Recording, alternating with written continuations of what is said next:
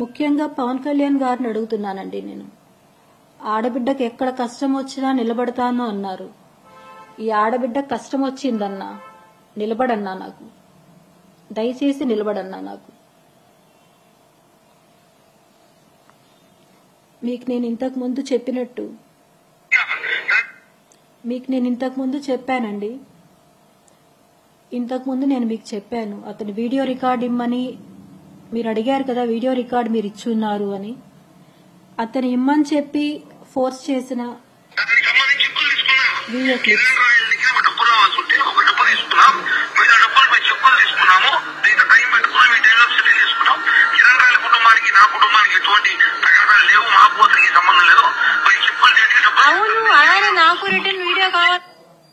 ఇలా అతను నన్ను బెదిరించి నేను ఏం వీడియో రికార్డ్ ఇవ్వాలో కూడా అతనే చెప్పి చేపించుకున్న వీడియో రికార్డ్స్తే తప్ప నాకు నేనే ఇచ్చిన వీడియో రికార్డ్స్ కాదండి అవేవి. అతను మాట్లాడాడు నిన్న మీడియాలో, నేను చూశాను. మా అమ్మ వాళ్ళ ఇంటి గురించండి. ఆ అమ్మాయి చేసే గ్యాంబ్లింగ్ ఇవన్నీ వల్ల అన్నీ తెలుసుకొని ఇంటి నుంచి తరిమేశాము అని చెప్పి ఒక ఇది క్లియర్గా చెప్పారండి. మా నాన్న ఒక టీటీడీ డ్రైవర్ అండి, చాలా గొప్ప వ్యక్తి. ఆయన కుటుంబ సమస్యల వల్ల ఇల్లు అమ్మి వేరే చోటికి వెళ్లారండి.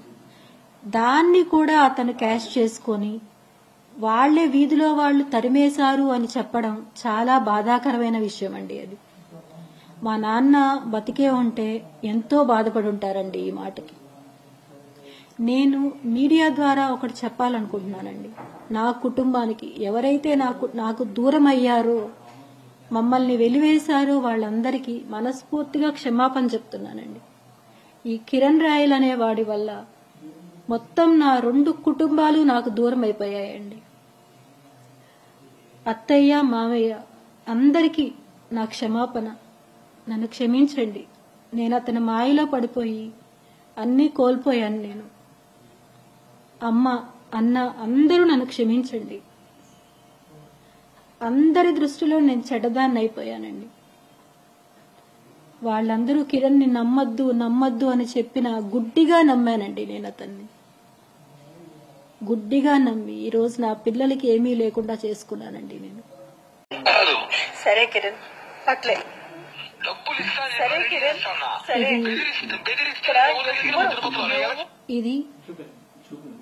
ఇది నేను అతన్ని డబ్బులు ఎంతో కన్నీళ్లతో అడుగుతున్న ఒక సందర్భంలో అండి. ఇవ్వకపోతే ఏమవుతుంది? ఇవన్నీ ఎలక్షన్ ముందు, ఇప్పుడు కాదు. సరే కిరణ్, అట్లే డబ్బులు ఇస్తాను.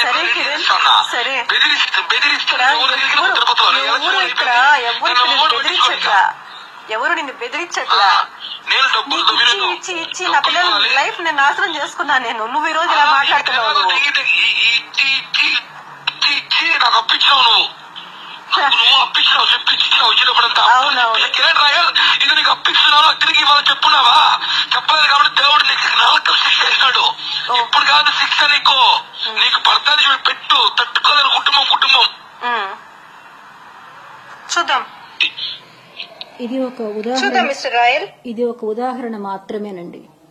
ఇలా నేను డబ్బులు అడిగిన ప్రతిసారి అతను నన్ను బెదిరించేది. ఇవి నా దగ్గర ఇంకా చాలా ఇంకొక అమ్మాయి ఉన్నాయండి. అవి నేను బయట తలుచుకోలేదు వాటిని. ఎందుకంటే నా లైఫ్ స్పాయిల్ అయినట్టు ఆ అమ్మాయి లైఫ్ స్పాయిల్ అవ్వాలని నేను అనుకోవట్లేదు. నేను మీడియా ముందర నా తర్వాత వచ్చిన అమ్మాయి ఎవరి వల్ల అయితే నాకు ప్రాబ్లం వచ్చిందో ఆ అమ్మాయిని కూడా ఇంకా ఘోరంగా ట్రీట్ చేశారండి వాళ్ళ ఇంట్లో. ఇతను ఫ్యాక్ట్ గా చెప్పాలంటే డబ్బులు ఉన్నంత వరకు వాళ్ళతో ఉంటాడండి. ఇతను డబ్బులు అయిపోయింది అంటే వాళ్ళని ఏదో ఒక సాకు చెప్పి వదిలించుకొని ఇంకో కొత్త అమ్మాయిని చూసుకోవడం అతను ఒక నేచర్ అంతే.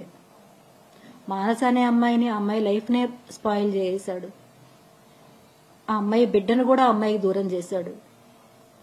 ఈ రోజు నా జీవితం, రేపు ఇంకొక అమ్మాయి జీవితం. ఇదే అండి అతని లైఫ్. నేను ఆ విషయంలోనే అండి మోసపోయింది. ఎందుకంటే ఆ అమ్మాయి అంత ఇదిగా వచ్చేది మా చెల్లెలు అని చెప్పిన తర్వాతనే వాళ్ళ చెల్లెలే కదా వచ్చేది అని నేను నమ్మానండి. నాకు అప్పుడు తెలియదు మానస అనే అమ్మాయితో ఇలా ఉంది అని నాకు అప్పుడు తెలియదు. వాళ్ళ చెల్లె వస్తుంది అని అనుకున్నాను తప్ప నాకు ఇంకొక ఇది నాకు తెలియదండి. ఇప్పుడు అతను ఈ రోజు మాట్లాడుతున్నాడు, ఎంతో హీనంగా మాట్లాడుతున్నాడు. నేను మీడియా ద్వారా నేను అడుగుతున్నది అదే అండి. నాకు ఎవరో ఒకరు అవకాశం కల్పించి నాకు న్యాయం చెయ్యమని కోరుతున్నానండి నేను.